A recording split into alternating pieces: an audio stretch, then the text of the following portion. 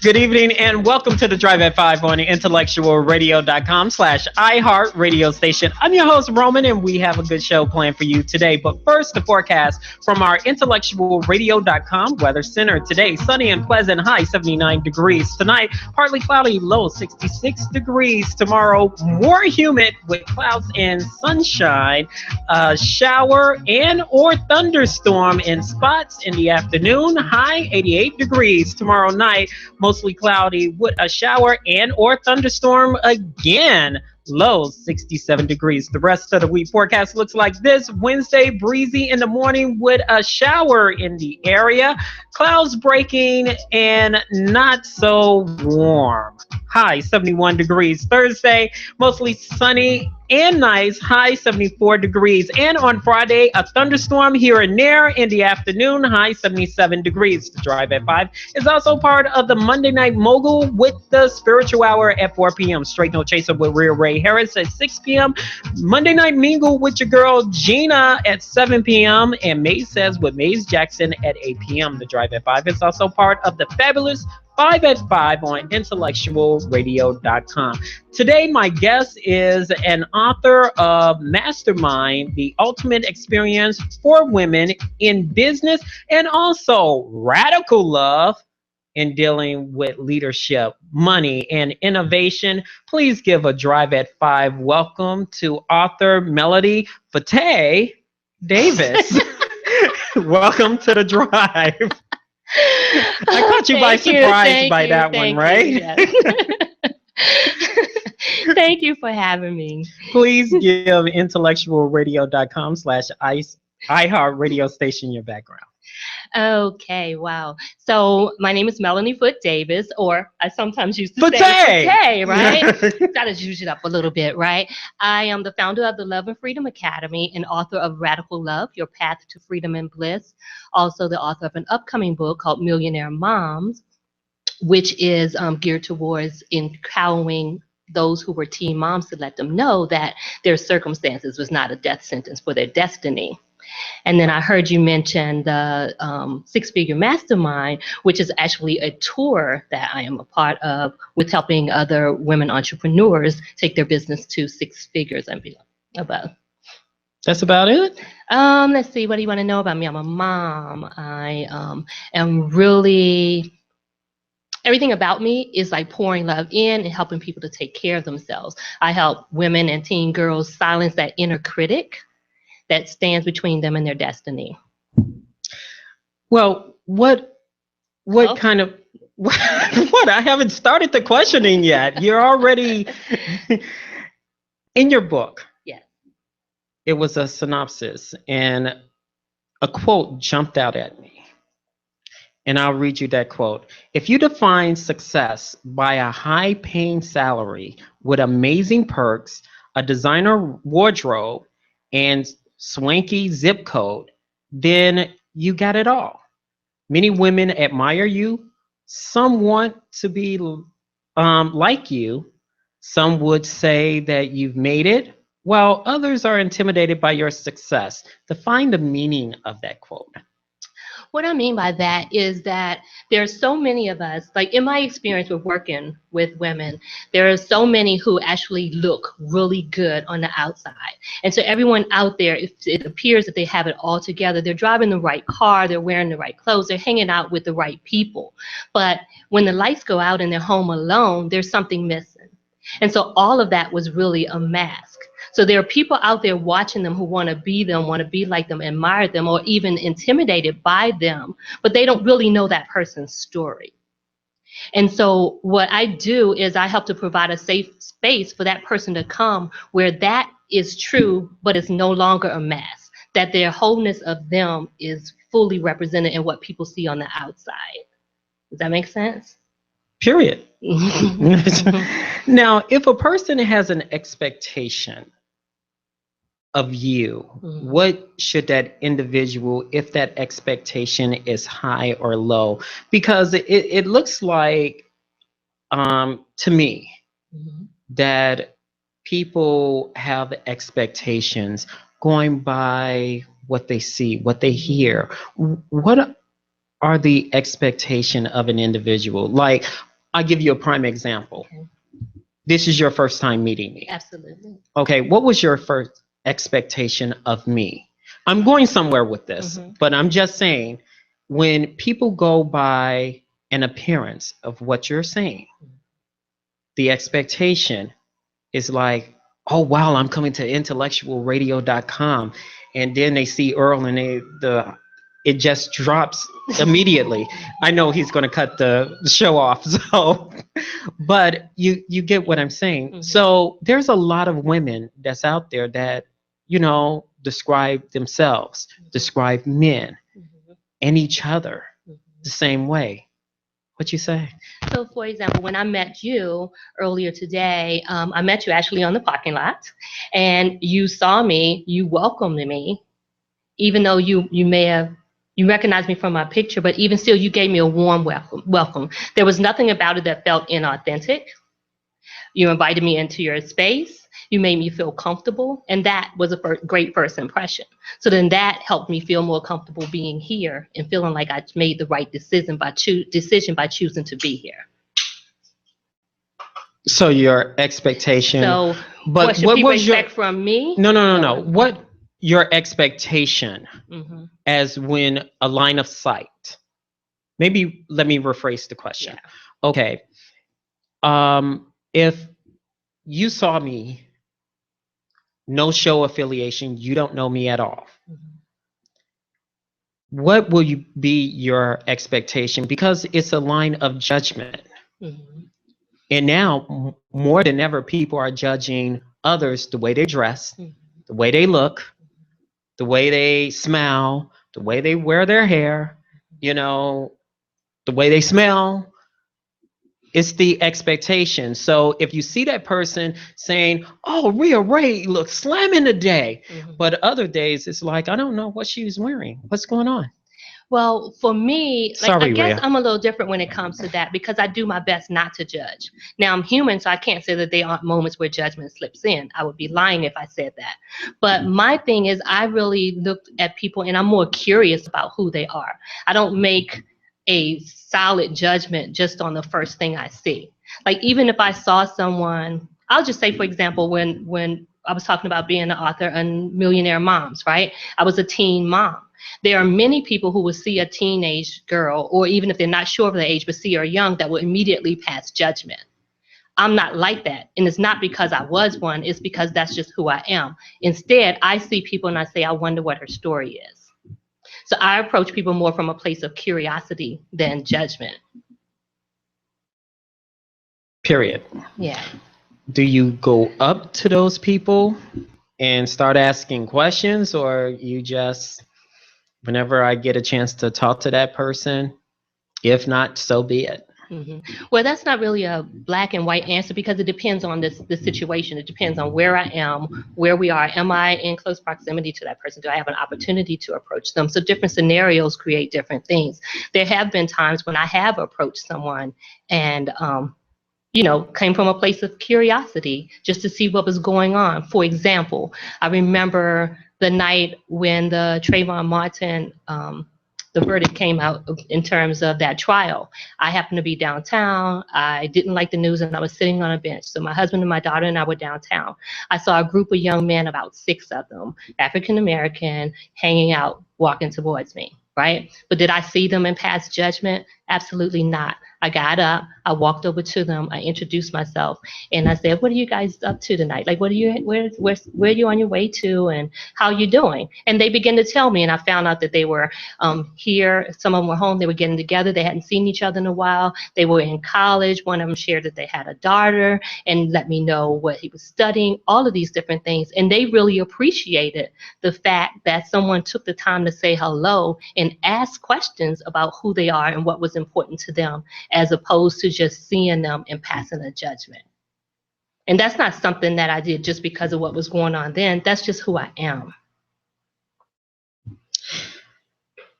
Is appearance and perception can be the determination factor of being successful in life?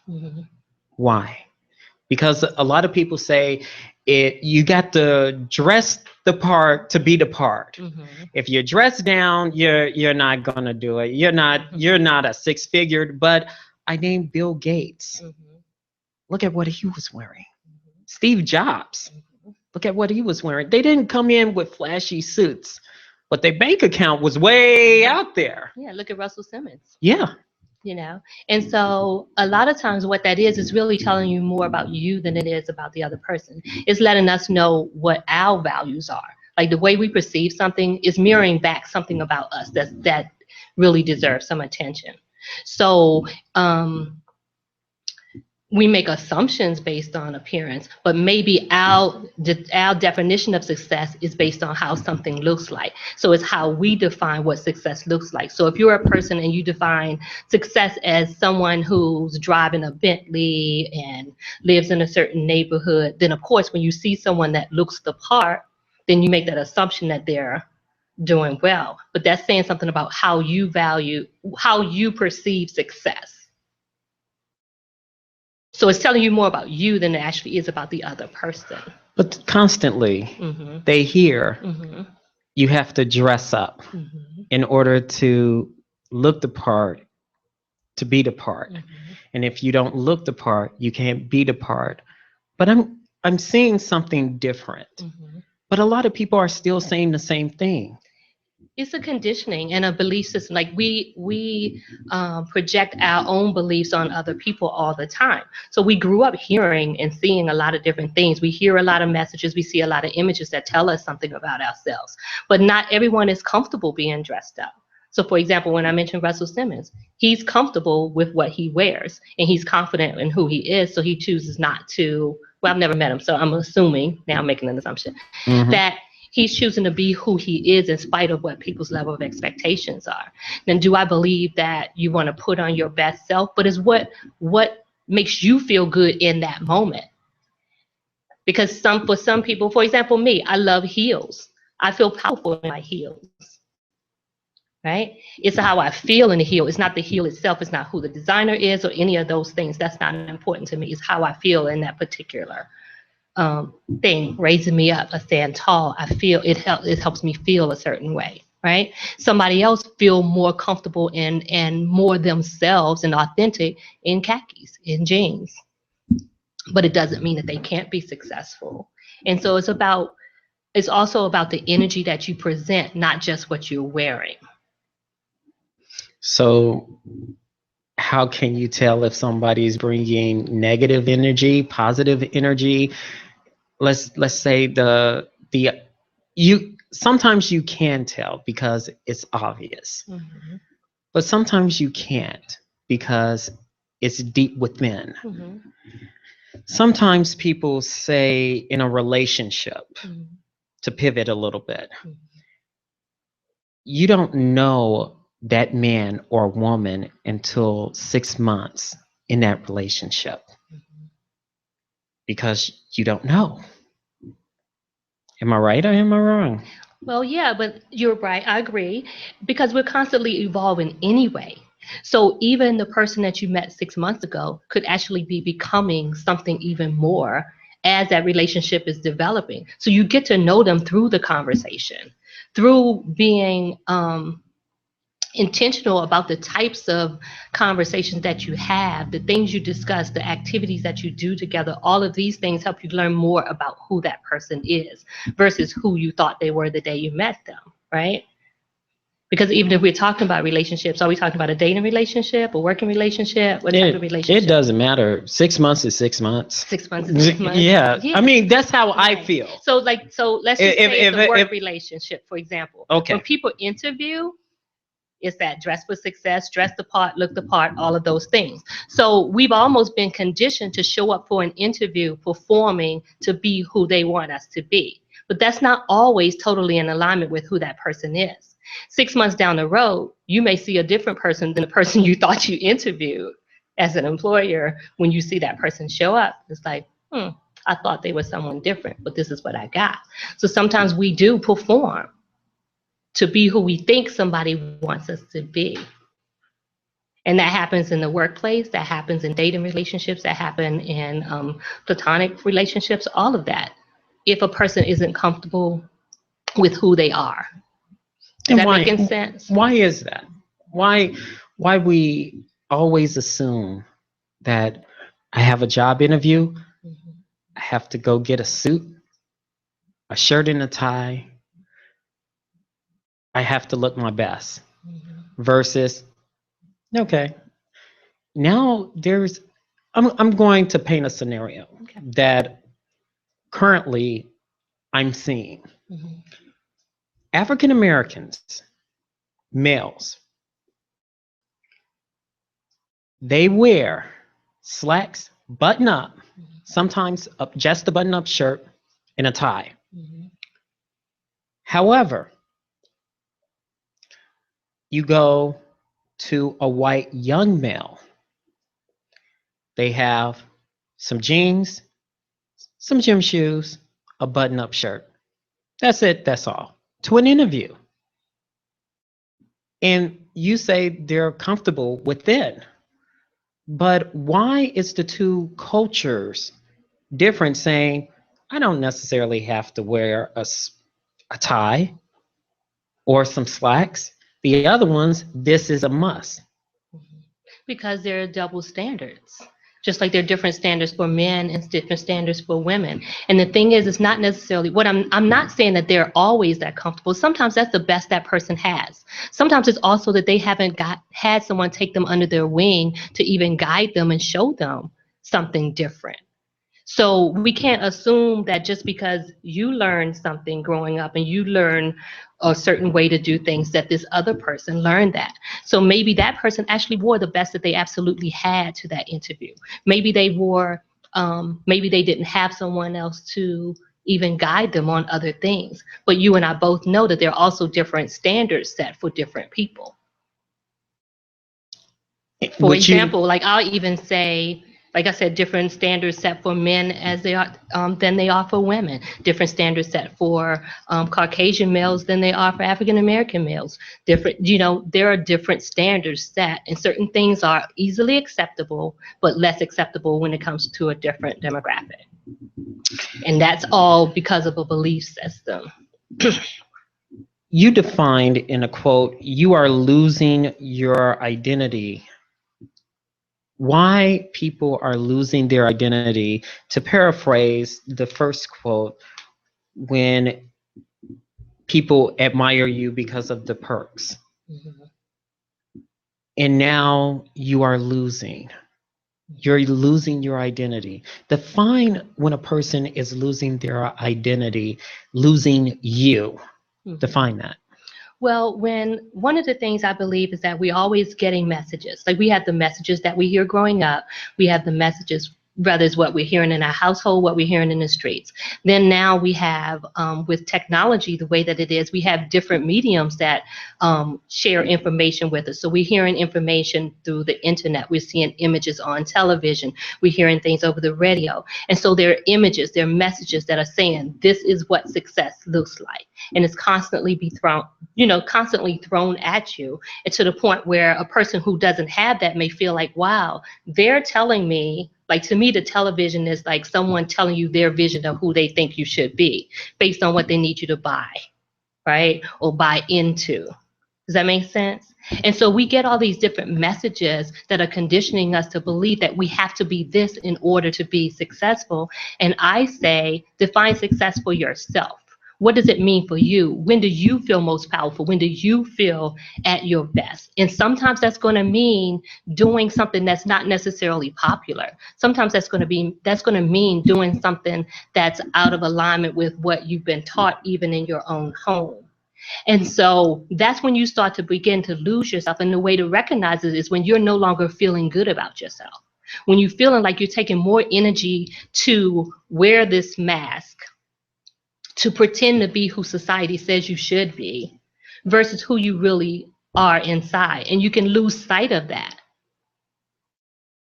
So there are many people who are, their bank accounts may look really good, but they may feel really empty inside. So the bank account's full, but their heart is empty. Their soul is missing something. That's when you know you're losing yourself. And my thing is to give yourself permission to say, okay, let's take a look at this. right? What is it that I need to get to that place where I do feel comfortable and I do feel powerful and I do feel joy in spite of what others may believe or think of me? Like when we become less concerned about what someone else think of you and more concerned about how you feel about you, then there's a shift begins to happen. Does that make sense? Yeah. I'm sorry. There's a fly I know, in the I see him. studio, and I'm He's like, bugging shoot. Now, we talked about expectations. Mhm. Self-esteem is a big part of it. Mhm. Money, leadership, and innovation. A study came out a couple of weeks ago stating if a person has a high self-esteem about themselves, they will have more money and opportunities than a person that does not. Your thoughts towards that, because it just seems like, okay, I'm cocky. I have more than you. That's the expectation again. Mhm. So if I'm cocky, I get more because my self-esteem is high about myself. But if my self-esteem is low, But some people can have a lot of money and still have a low self-esteem. But, you know, having the money gives them access to more, and that helps them to position themselves as a person who is confident and powerful. And there's a difference between being cocky and arrogant and being confident. okay, define it. Like to me, someone who's like, I'll just say, for instance, like right now, I feel totally okay with being who I am. I don't really care I'm not concerned with what you think of me. I'm not concerned with what the listeners think of me and all of that. I'm showing up totally as I am, right? If I were wearing a mask or in that moment, and I do have my moments when my confidence is not there, right? I actually was there just last week. So it's something that's not always constant, but I could have, if you had called me last week, I might have shown up trying to be who I thought you wanted me to be because I was having a down moment. And so then I may have overcompensated to present that I was more than what I actually was feeling inside. When people have a high self-esteem, you're saying that's not necessarily confidence. No, I said it is confidence. It It's is not confident. cocky. Like It's you not have cocky. mentioned. Yeah. Like there's nothing wrong with feeling good about yourself. There's nothing wrong with looking in the mirror and saying, I feel amazing. There's nothing wrong with looking in the mirror and saying, I am beautiful. I am smart. I'm phenomenal, and actually believe in that. That's not arrogance. That's confidence. You're a mom. I am. Okay. You take a moment that was so serious and just okay. You're a mom of how many children? I have 4. Okay, 4 children. Yes. What are their ages? Their ages, well, I'll say they're adults, just to protect their privacy. So Oh, I'll say okay. they're between, yeah, because when you're an adult, I think they have a right to share on their own. I believe in the power of choice. Okay. So I'll just say their ages range from early 20s to 30s. Okay. As growing up, Mhm. they have a variety of emotions. Mhm. As they grow up in the stages, they grew up in those stages. Mhm. You have to deal with their self-esteem. Mhm. As a mom and as people that's dealing with different circumstances, how you teach a single mom or a single dad to build their children's confidence, to have good self-esteem. Mhm. What are the first stage, the second stage, and the third stage that parent needs to start doing? Because now, as I told you in the study, there are more people that have low self-esteem. One of the things I think is, for one, if you have your children are not going to be alike, so avoid comparing one child to the other. Help them know that they are valuable and they have their own their own destiny, and they're going to show up different in the world. They don't have to be like their brother, their sister, right? So give them permission to be who they are, which I'm going to say that probably quite often. The other thing is affirming them constantly, like letting them know the things that are great about them, acknowledging their wins, even if it's small. It's no different than when the child first starts walking. We encourage them so much, right? When they take their first step, we're like, yeah, come on, baby, come on, you can do it, right? We don't say, look at you. You tried walking and you failed. I knew you were going to fail, right? But as they get older, sometimes as parents, we stop that celebration. We stop encouraging every step. We stop celebrating them when they fall, or instead of encouraging failing forward, sometimes we slip into chastising them. But when you keep giving them acknowledgement for the things they're doing well, especially if acknowledgement and praise is something that child values, it encourages them to want to do more of that. And it helps to remind them that, yes, I win at something. You know, for example, even when it comes to report cards, if someone brings home 4 A's, 3 B's, and a D, many of us will focus on that D. But look at all those wins on that report card. Like, acknowledge that, and then address the D and what was happening there. Maybe they didn't understand. Maybe it was something wrong with the teacher's learning style where they weren't able to grasp the information. Maybe they just need a tutor in that area.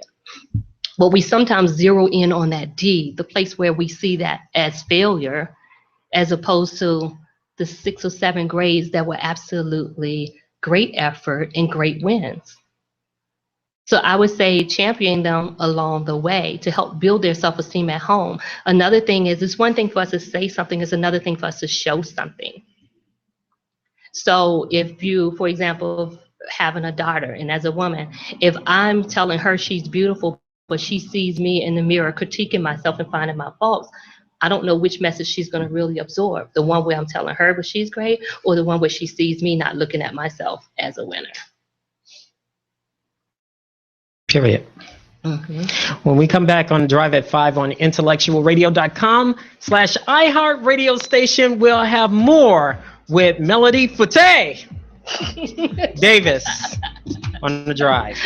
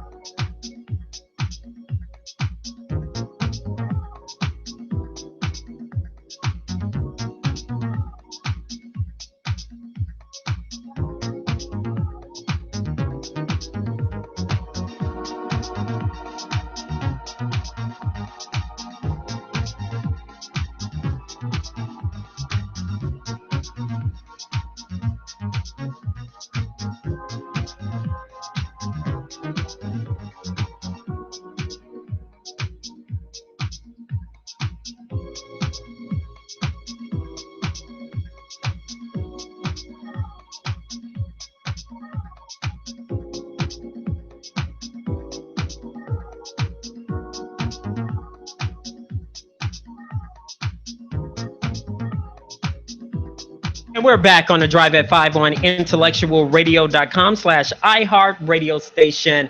My guest is Melanie Forte Davis, and she's the author of Mastermind, the Ultimate Experience for Women in Business, and Radical Love, as well as other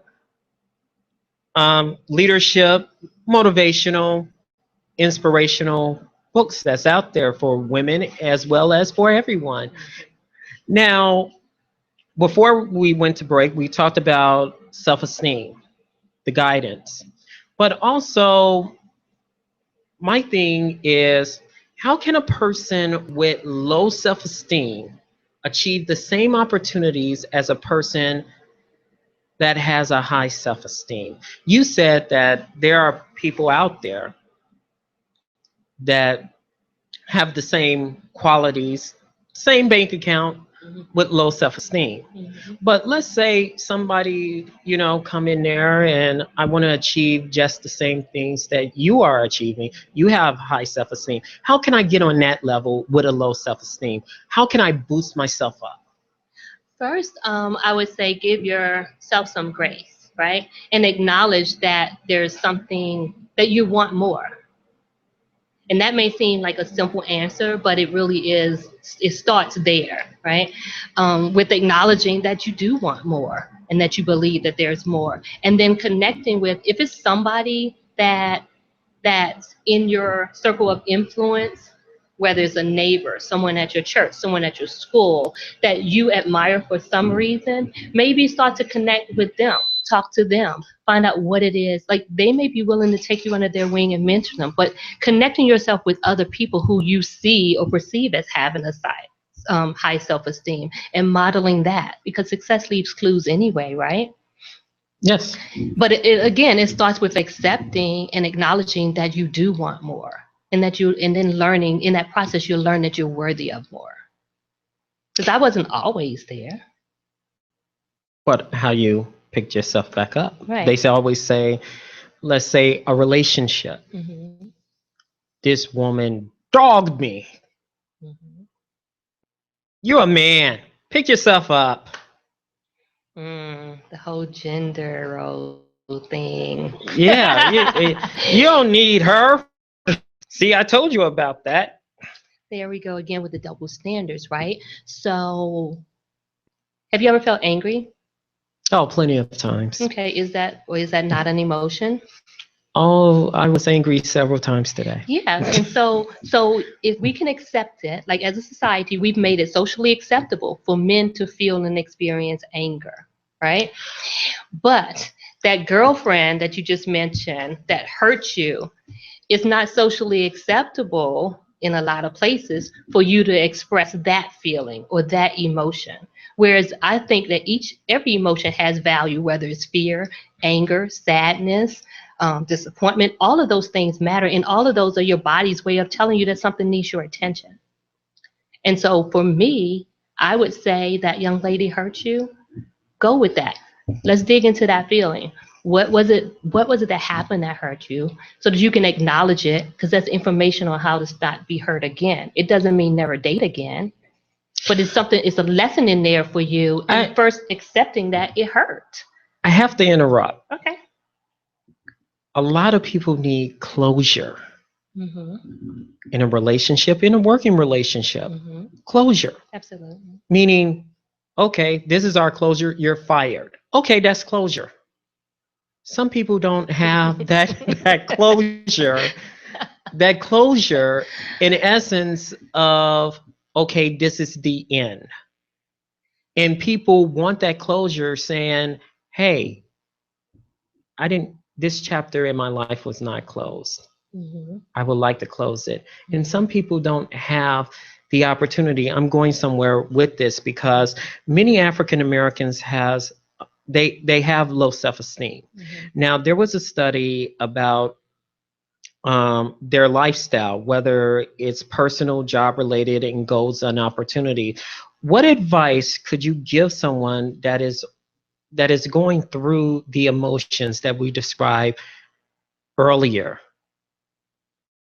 of everything is going wrong? Suicide rates among African Americans is at record numbers now. Young African American men are committing suicides. We're not talking about that. Why we're not discussing these type of issues, and we're talking about a self-esteem. The number one issue regarding suicides, it's not even money, it's relationships. Why? Well, one of those things, again, I mentioned belief systems earlier and the messages that we see and hear. And one of the things as a people that many of us heard was you don't air your dirty laundry, which sometimes means for that person means their emotion and what they're feeling, right? We don't go to counseling. Hold on, we don't just go one. to therapy. But hold on, just 1 second. Mhm. You say don't air your dirty laundry. I trust you. Mhm. We're in a relationship. Mhm. I'm sharing with you. You're sharing with me. Mhm. But does that give that person the right to use that as a weapon? Mm-mm. Absolutely not. Because you trust, okay, so if you're sharing with me because you trust me, then you're trusting me with this sensitive data, right? I'm the container and creating a safe space for you, then it's my responsibility to protect that space, right? And honor that space so that you are able to share and get that stuff out of your system, right? No, we are absolutely not to take that information and share it elsewhere or use it to hold over your head and get you to harm you with it, right? But if we listen more or even being able to listen and hear. So like even right now, we're talking, yes, we're on radio, but we're actually giving eye contact. That means something to somebody. It lets you know that I'm here and it lets me know that you're here. We're in this conversation together. So being present with somebody. And I agree with you, like the numbers are ridiculous in terms of suicide rate. So as a community, and if we, and again, that may feel overwhelming for somebody to feel responsible for a whole community, but what about the people that you share space with, the people that you spend time in a room with? What about tuning into them and noticing things like body language or behavior changes or things to check in? When we ask, how are you today? Do we actually stop and listen for a response or do we keep walking? All of those little things matter. You know, I've done work sometimes in the school systems talking to young people about places that they can go, who is a person that they can trust and talk to about what they're feeling. And many of them have a hard time identifying one person that's an adult that they feel comfortable talking to about what they're feeling. In a spiritual sense, Mm-hmm. a pastor, a priest, a rabbi, people sometimes confuse low self-esteem as having no type of faith. Mm-hmm. As an author of these books, can you define the difference between the spirituality and where it stops and where the faith kicks in? Because when people accuse you of having low self-esteem, they're saying you don't have no faith. You don't have no faith in God. And that kicks in with what we talked about earlier, the suicide rate, the low self-esteem among women and men. Mm-hmm. You say? I don't say that that is an indication that you don't have a faith in God, or I don't see those as one and the same at all, right? Because at the end of the day, we are not God. We are human beings, and so we're going to have some experiences that, yes, we do want to lean on who we believe in, right? We're taught to lean on God and have faith. But when you're having a hard time really accessing what you're feeling, sometimes you can feel so low that you feel like God is not listening. It doesn't mean that you don't believe, like deep within, you know he's there. Like I've been there. I've been down before. I've been depressed before, not to the point of suicide, but there was some sense, this knowing that I knew God was with me. I just didn't feel his presence all the time. But I still never stopped believing that they were there with me. I say, if the people that are telling you that you don't have faith, then maybe don't share things with that person because they're not helping you at that time. And again, some of the things we say out of our mouth, what we're saying is really what we're believing about ourselves. Because the same people, and someone may take this as a negative or whatever, but I'm going to say it. Some of the same people who are constantly saying, you can ask them how they're doing, and they'll say, I'm blessed and highly favored. But that same person is worried about how they're going to pay their bills. Where's the faith in that worry? Right? oh, I believe God is my source and my provider, but then you up at night watching infomercials or on Facebook stalking people, seeing what other people are doing because you can't figure out how you're going to resolve this next situation. Where's the faith in that? So I say we need to be real careful when we're telling somebody that they don't have faith just because they're feeling low or feeling down. Like that low point is when you do want to get on your knees. That is when you do want to tune in and check out all that outside noise, because the information coming from all these other people will actually take you further away from being able to hear what you need. That's why it's important to go within and be still. But it's also important to be okay with asking for help, right?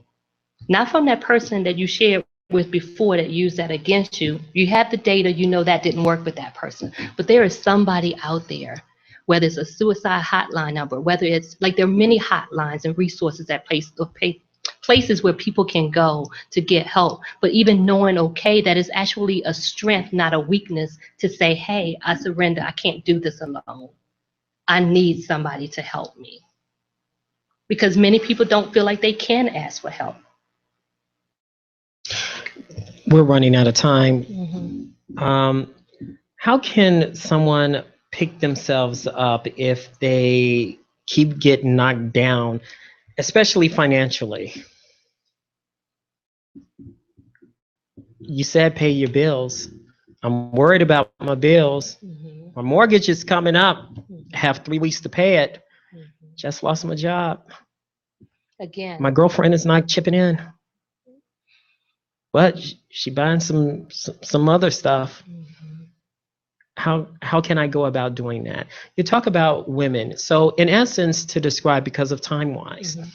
describe radical love in your new book so people can really explain, because we talked about a lot of issues. Mm-hmm. And one of the things, because I read this briefly, how can we wrap this all in a bow and they can purchase your book to find out more about innovation, leadership, love, self-esteem, all in one? Because this is not just geared towards Black women, it's men can read it too. Yeah, absolutely. The book is available through my website, which is my name, MelanieFootDavis.com. It's also available on Amazon.com. You can find me on Facebook, Twitter, Instagram by my name, MelanieFootDavis.com, or as some would say, right? And I'd be more than happy to, come out to your organization and we can talk up close and personal. You can ask me questions about what's in the book and what I meant by certain things. You can also sign up through my website, you can sign up for a free 30-minute consultation with me, and we can dive in and we can talk through where you are, what's specific to your needs, and help point you in the right direction. But just know that there's someone out there that can help you, and I'm willing to be one of those people. So one more time, where they can purchase the book? MelanieFootDavis.com, or again on Amazon.com as well. All right, that's going to do it for us on The Drive at 5 on IntellectualRadio.com/iHeartRadio station. Thanks to Earl Winfrey, our executive producer, and Rhea Ray Harris, she is up next with Straight No Chasers. Have a good week, everyone. Thank you.